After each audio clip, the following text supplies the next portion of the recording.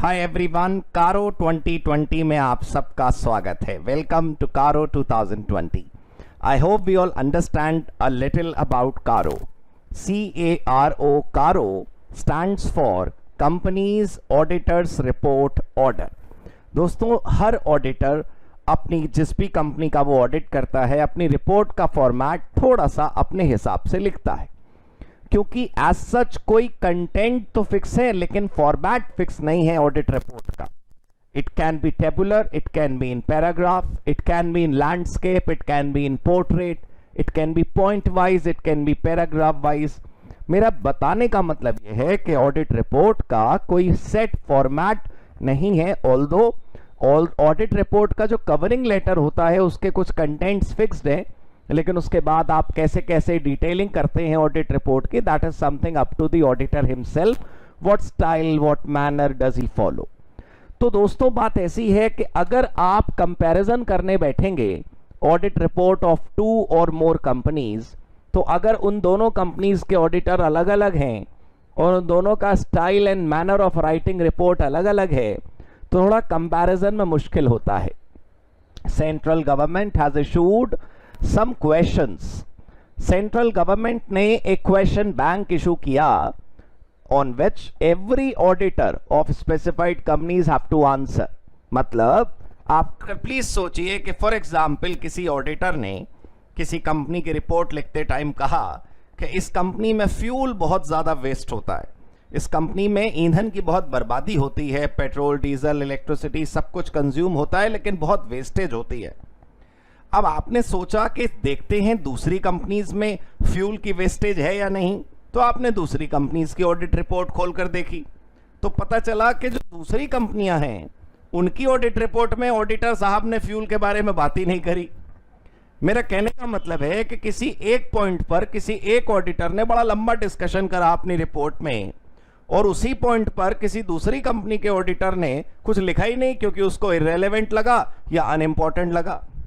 भाई, कोई set points या कोई सेट फॉर्मेट नहीं होता जब रिपोर्ट का, तो हर ऑडिटर अपने हिसाब से प्रायोरिटाइजेशन करता है, इंपॉर्टेंस और रेलेवेंस डिसाइड करता है, अच्छा और बुरा सोचता है कि भाई क्या लिखना चाहिए क्या नहीं लिखना चाहिए, और उस हिसाब से वो रिपोर्ट लिख दी जाती है। This does not help us in comparing reports of 2 और मोर कंपनीज। भारत सरकार ने ये दिक्कत, ये परेशानी दूर कर दी।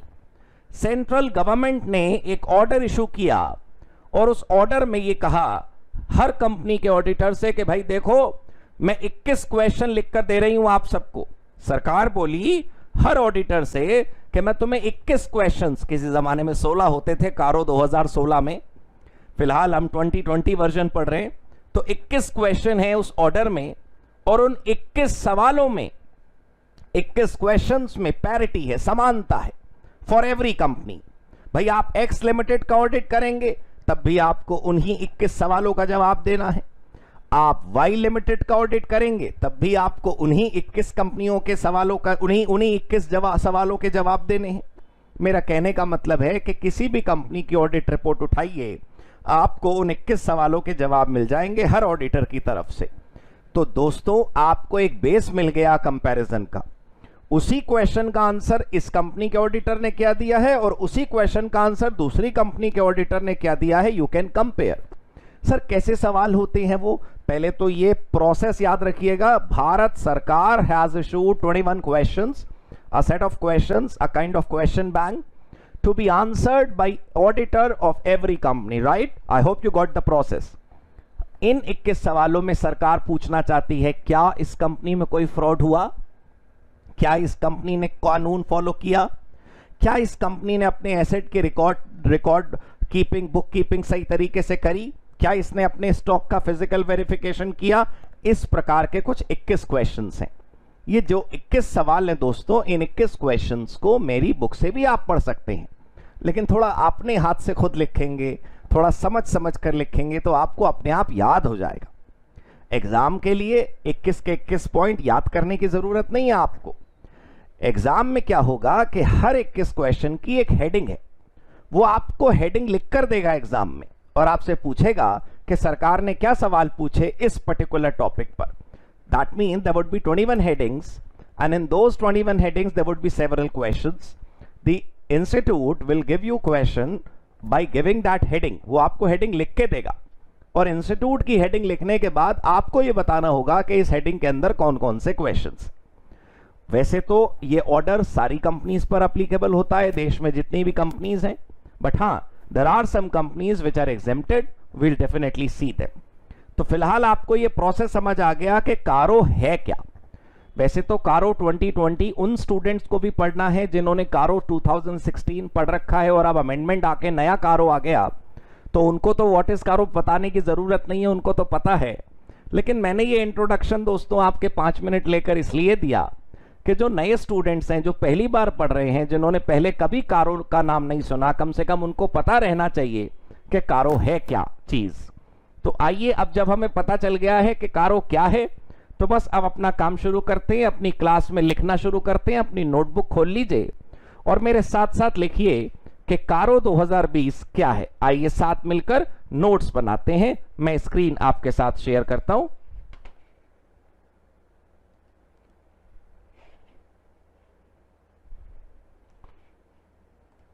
जी हां दोस्तों, ठीक है।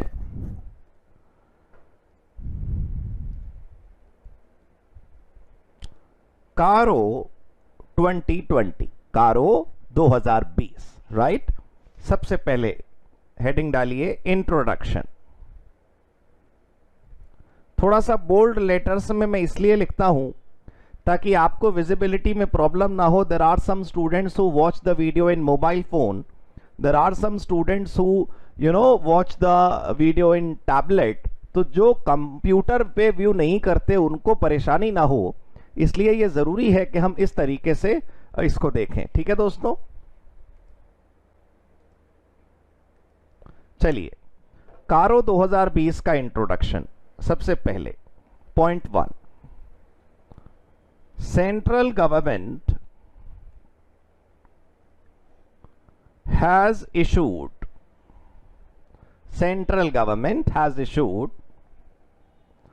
a set of questions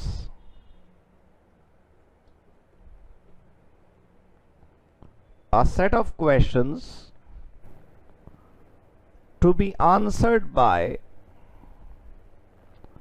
auditor of all companies except the companies which have been exempted.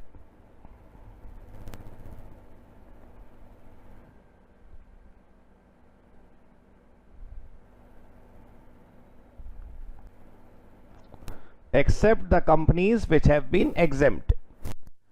वो बात ऐसी है दोस्तों कि भाई जो कुछ कंपनियां हैं जिनको एग्जेम्पशन मिल गई, उन एग्जेम्प्टेड कंपनीज को कारो 2020 फॉलो नहीं करना, तो बस उन कंपनीज को हटा दो। उसके अलावा जितनी कंपनीज बची उन सभी को तो कारो 2020 या जो भी कारो आता है वो फॉलो करना है, राइट दोस्तों। कारो की फुल फॉर्म लिखनी हो तो आप लिख लीजिएगा कंपनी ऑडिटर्स रिपोर्ट ऑर्डर। ठीक है, ये लिख लिया ना आपने। पॉइंट नंबर 2, कारो क्रिएट्स अ पैरिटी। पैरिटी मतलब समानता। कारो 2020 या कोई भी कारो, कोई भी वर्जन हो अमेंडमेंट होते होते, लेकिन इससे एक समानता उत्पन्न होती है। कारो creates a parity in audit reports of all companies. इसी के आगे लिखिएगा, it will help us when we wish to compare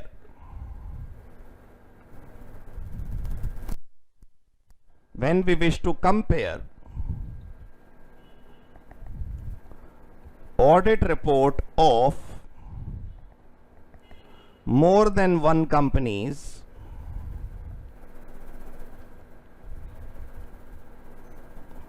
in the same industry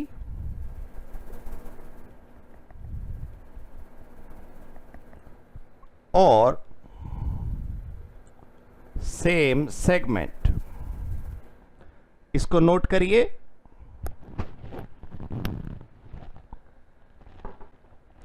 कारो क्या करता है?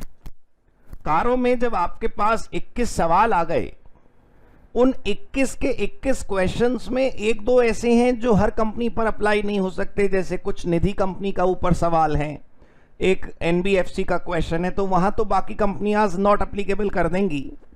बाकी जितने भी क्वेश्चंस हैं आप कंपेयर करने के लिए उन क्वेश्चंस के आंसर देख सकते हैं। भाई एक पर्टिकुलर सेगमेंट है जैसे पेट्रोलियम, तो आप इंडियन ऑयल, भारत पेट्रोलियम का कंपैरिजन कर सकते हैं। स्टील के लिए आप Tata steel, Jindal steel, steel authority of India limited, in companies जो कि सेम सेगमेंट में काम करती हैं, उनका आप कंपैरिजन कर सकते हैं। और इनके कंपैरिजन से आपको यह फायदा मिल जाएगा कि आप परफॉर्मेंस का जजमेंट कर पाएंगे, इवैल्यूएशन कर पाएंगे। पहले जब ऑडिट रिपोर्ट अलग अलग फॉर्मेट, डिजाइन, स्टाइल की होती थी, आज भी होती हैं, ऑडिट रिपोर्ट को टच नहीं कर रही सरकार। सरकार ने ऑडिटर्स को इंडिपेंडेंट छोड़ा है कि भाई the way you want to write you please write, we will not disturb you, but along with your own report, जो आपने रिपोर्ट बनाई है उसके साथ साथ इन क्वेश्चंस का आंसर भी आपको देना चाहिए। बस ये यहां पर साथ साथ लिखा। क्लियर? चलो अगला पॉइंट नंबर 3, कारो 2020 requires that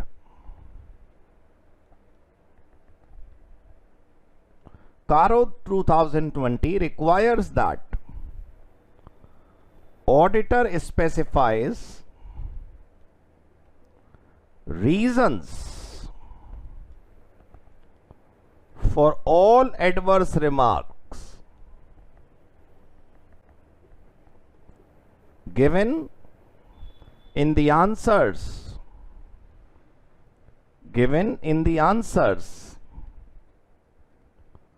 of Caro questions। इसी के आगे लिखिएगा, मैं अभी समझाता हूं आपको। This gives a kind of justification.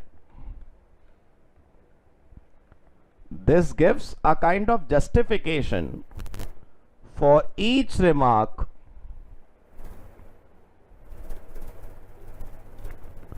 given by auditor। भाई मेरी हैंडराइटिंग में मत जाइएगा, पेपर आपको देना है, थोड़ा आप अच्छे तरीके से लिखिएगा। देखिए, किसी की तारीफ करें आप, ऑडिटर कंपनी की तारीफ कर रहा है कि भाई ऐसी अमृत भरी कंपनी कभी नहीं देखी मैंने, the kind of honesty the people show is ट्रेमेंडस, बहुत बढ़िया, इसका कोई रीजन नहीं पूछेगा आपसे। लेकिन आप ऑडिटर हैं और आप क्लाइंट की ऑडिट रिपोर्ट में लिख रहे हो कि भाई इस कंपनी ने 16,524 रुपए का हर महीने गड़बड़ करा है, तो फिर क्लाइंट आपसे पूछ सकता है, हाउ कैन यू से कि 16,524 का करा है हर महीने? So you should have some evidence, you should have some explanation, you should have some justification.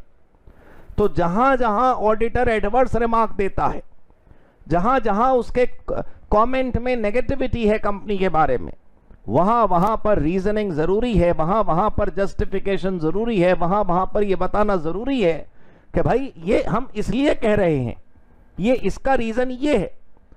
क्योंकि अगर आप नहीं बताएंगे तो फिर ऐसे कैसे आप किसी पर कोई आरोप लगा देंगे? तारीफ तो चलो ऐसे ही कर दी, कोई नहीं पूछने वाला, how can you say that the company people are so honest, nobody would ask you. But when you say that company has acted dishonestly, company has not filed the documents to registrar of companies, company has not paid attention to the employees, company has not done the proper welfare of the employees, company has not made the payment of taxes, तो ऐसा कैसे आप किसी पर आरोप लगा सकते हैं?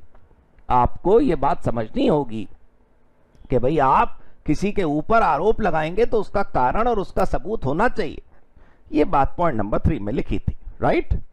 चलिए point number 4, Caro 2020 has replaced earlier version. Caro 2020 has replaced earlier version of Caro that is कारो 2016, ठीक है। कारो 2020 is applicable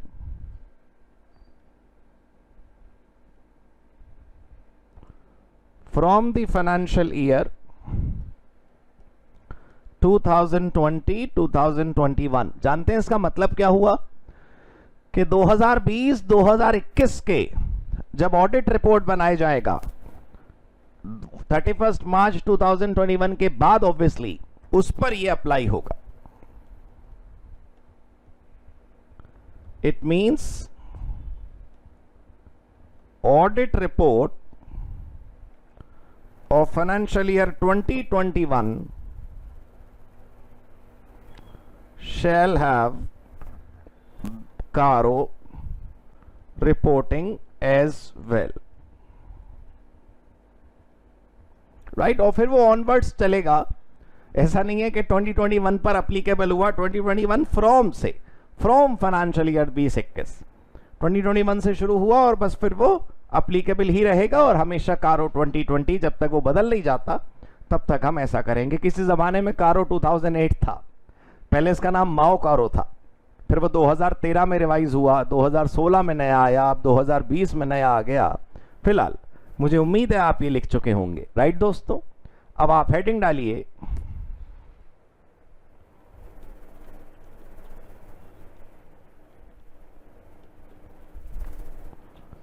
एग्जेम्पशन फ्रॉम कारो 2020।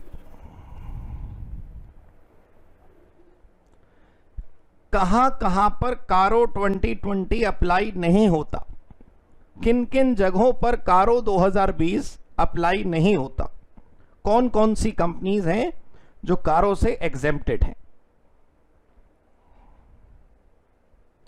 सबसे पहला लिखने की जगह पहले मैं ये लिख देता हूं, फॉलोइंग आर दी कंपनीज। वो थोड़ा पैराग्राफ ठीक सा नहीं लगता। Following are the companies whose auditors, जिसके ऑडिटर्स को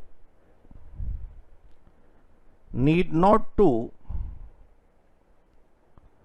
follow कारो 2020।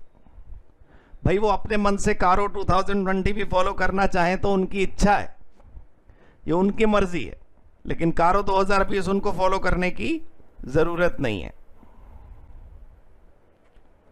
पहला है banking company,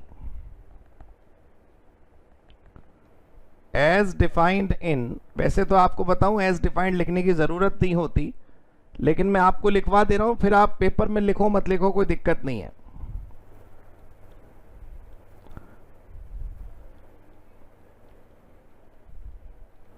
banking company as defined in banking regulations act 1949,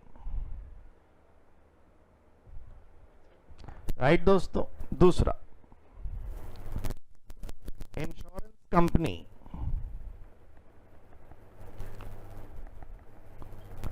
as defined in insurance act 1938, right. वैसे वो 2015 में इंश्योरेंस एक्ट रिवाइज हुआ है, लेकिन फिर भी अगला देखते हैं। जनरली दोस्तों बताऊं आपको, बैंकिंग इंश्योरेंस जहां जहां आते हैं वहां वहां इलेक्ट्रिसिटी कंपनी भी साथ साथ आ जाती है, लेकिन यहां ऐसा बिल्कुल नहीं है। बैंकिंग है, इंश्योरेंस है, लेकिन इलेक्ट्रिसिटी नहीं है।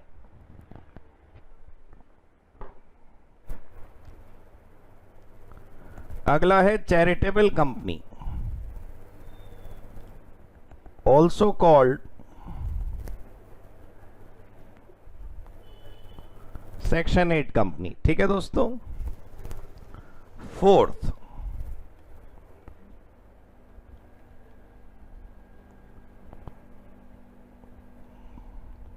One person company.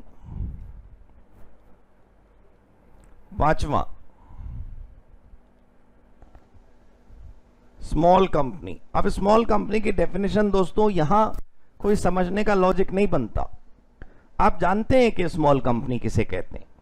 ऐसी प्राइवेट कंपनी जिसकी paid up share capital 50 lakh rupees को क्रॉस नहीं कर रही और जिसका टर्नओवर रुपीस 2 करोड़ को क्रॉस नहीं कर रहा, that shall be a small company, but that is present limit. सरकार कल को ही बदल दे तो मेरी आज की वीडियो ये पुरानी मत कर देना। स्मॉल कंपनी की whatever definition is given by company law shall apply. Company law जिसको भी स्मॉल कंपनी बोलेगा हम उसे स्मॉल कंपनी बोलने लगेंगे। तो कंपनी लॉ के मुताबिक मेरा कहने का मतलब है स्मॉल कंपनी जो है वो यहां पर है। ऐसा मत समझिएगा कि भाई स्मॉल कंपनी हमारे और आपके मन के हिसाब से, भाई कोई कंपनी का टर्नओवर 5,000 करोड़ है हम कह रहे हैं वो बिग कंपनी है और किसी का 4,000 करोड़ है हम कह रहे हैं कंपैरेटिवली तो ये स्मॉल ही है। ऐसा नहीं है। There is a proper terminology given in company law which all company shall be considered as small. ठीक है, so will not discuss what is small company here obviously. अगला देखें, 6th है private company which does not cross any of the following limits। ये थोड़ा सा समझने वाली चीज है जो इस समय आप लिख रहे हैं। समझने वाली चीज का मतलब ये भी नहीं कि बहुत ज्यादा मुश्किल है, लेकिन नीचे मैं कुछ लिमिट्स लिखकर आपको दिखाऊंगा। लिमिट्स आपको याद न हो तो एक बार में कोई तकलीफ की बात नहीं है, 2-4 बार में लिमिट याद हो जाएंगी। नया नया कारो 2020 है, मैं भी लिमिट देखो कागज पर लिख कर लाया हूं। मैं ये बोल रहा हूं कि आपको लिमिट याद करने का बढ़िया तरीका यही है कि आप ये लिमिट अपनी नोटबुक पर या रफ शीट पर 10-12 बार लिखिए। उससे ये फायदा होगा कि आपको पक्के तरीके से याद हो जाएंगी। Many a times you just read and you think that you have learned it, आपको याद हो गया हमेशा के लिए, but the moment you need it you forget it। तो ऐसा मत करिएगा, लिख लिख कर ही याद करिएगा। ठीक है, तो प्राइवेट कंपनी जो नीचे दी गई लिमिट्स में से कोई सी भी लिमिट क्रॉस ना करे, ऐसी प्राइवेट कंपनी के ऊपर भी कारो 2020 अप्लाई नहीं होता। मेरी बात दोबारा सुनिए, अगर नीचे दी गई लिमिट में से एक भी लिमिट क्रॉस हो गई, अगर नीचे दी गई लिमिट में से एक भी लिमिट क्रॉस हो गई तो एग्जेम्पशन छिन जाएगी। मतलब नीचे कई एंगल हैं, नीचे कई शब्द हैं, नीचे कई लिमिट्स हैं, जिनमें से सबके दरवाजे आपको बंद रखने हैं। इनमें से कोई भी लिमिट क्रॉस नहीं होनी चाहिए। एक भी क्रॉस हुई तो बस एग्जेम्पशन उड़ गई और उसके ऊपर कारो लग जाएगा। ठीक है दोस्तों, तो देखते हैं क्या क्या लिमिट्स हैं जो हमें यहां पर समझनी है। सबसे पहली लिमिट है दोस्तों विद रिस्पेक्ट टू, सबसे पहली बात, सच प्राइवेट कंपनी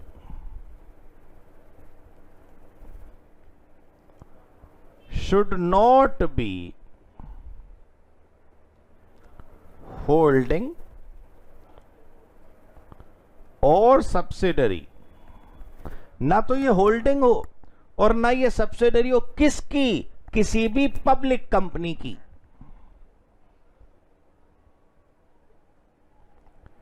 अब देखो, जिन लोगों को होल्डिंग और सब्सिडरी शब्द का मतलब नहीं पता वो थोड़ा सा इंतजार कर लें, या वीडियो जो शुरुआत की होती है ना इंट्रोडक्शन की होल्डिंग सब्सिडरी वाली, जिसमें टाइप्स ऑफ कंपनीज बताया जाता है, वहां आपको समझ आ जाएगा। लेकिन बड़ा आसान है कि सपोज करिए कोई एच लिमिटेड है, H for Harry, H as in Haryana, H limited है कोई, that company has purchased majority shares of another company, तो that another company shall be called subsidiary and this H limited will be called holding.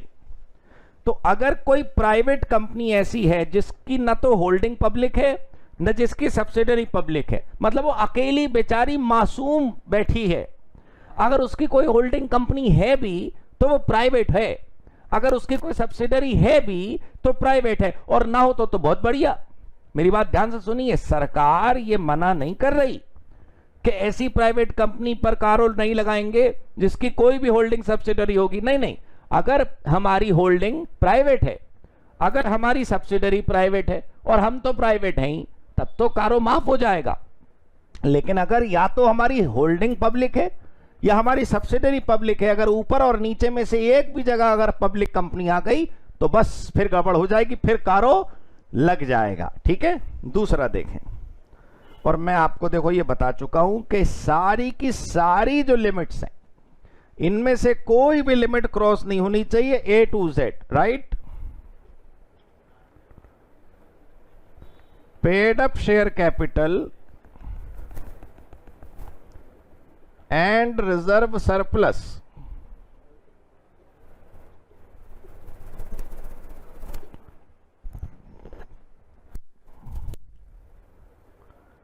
should not exceed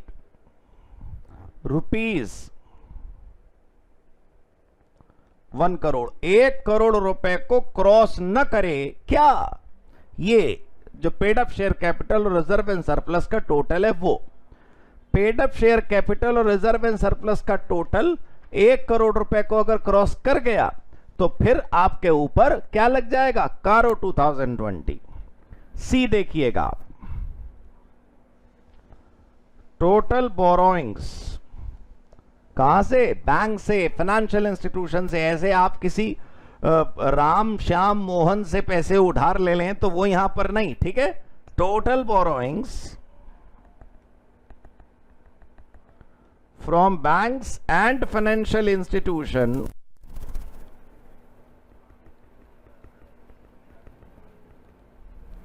total borrowings from banks and financial institution should not exceed, ये भी exceed ना करे कितने रुपए से? should not exceed ₹1 crore. Right, clear हो गया। एक और लिमिट है दोस्तों, वो भी याद रखिएगा। एबीसीडी में लिमिट तो 3 ही है। वो जो पहला वाला था उसमें लिमिट थोड़ी, उसमें तो एक प्रकार की रेस्ट्रिक्शन, एक प्रकार की कंडीशन, एक प्रकार की रुकावट डाली गई कि भाई होल्डिंग सब्सिडरी जो है वो पब्लिक नहीं होनी चाहिए, है ना। चलो अगला देखो आप,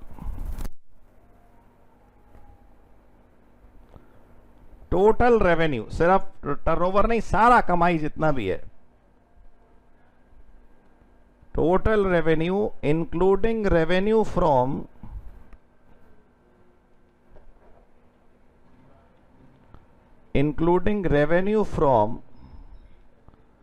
discontinuing operations, including revenue from discontinuing operation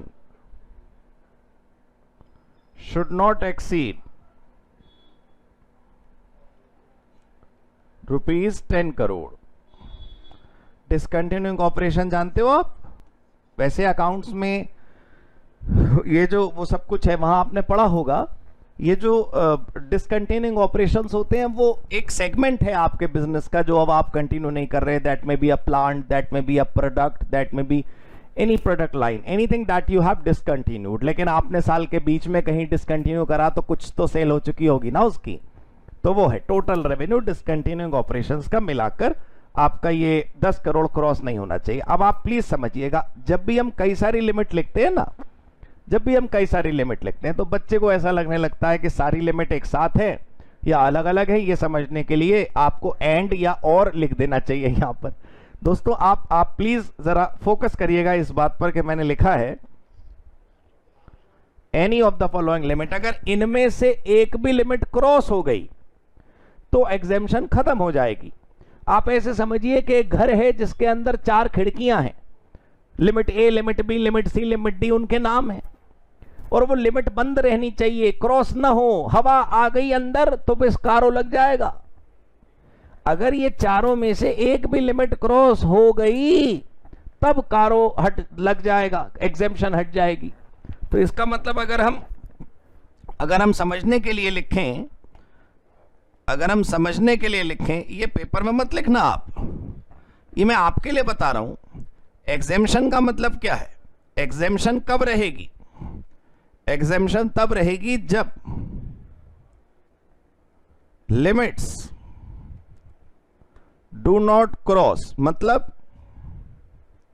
limit 1 + 2 + 3 + 4 चारों की चारों लिमिट क्रॉस नहीं होनी चाहिए। प्लस लगाए, एंड लगाए।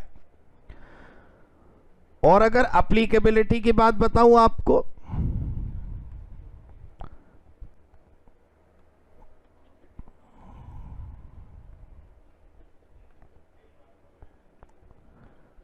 एनी लिमिट क्रॉस्ड मतलब लिमिट 1 और 2 और 3 और 4। अब ये मत समझिएगा डबल कंफ्यूजन कर रहा है टीचर, आपका मास्टर आपको कंफ्यूज नहीं करना चाहता, आप खुद कंफ्यूज हो जाते हो। सिट, रिलैक्स, अकेले अलग चुपचाप बैठकर समझेंगे आप तो क्लियर हो जाएगा। अगर कोई कंपनी बचना चाहती है, वो चाहती है कि मेरे ऊपर कारो न लगे, तो सारी लिमिट में से कोई भी एक क्रॉस करवा दे, कारो लग जाएगा। और अगर कोई कंपनी चाहती है कि मेरे ऊपर एग्जेम्पशन रहे, कारो न लगे, तो सारी की सारी लिमिट मेंटेन रखनी पड़ेंगी आपको। क्लियर हो गई जी बात, ये आपको अच्छे से समझ आ गया। ये कारो की एप्लीकेबिलिटी आपके सामने हो गई। कारो हमने शुरू करा है और अब हम वो कारो के सवाल जवाब देखते हैं। कारो 2020 में कौन कौन से क्वेश्चंस हैं जिनमें ऑडिटर को जवाब देना है, राइट दोस्तों।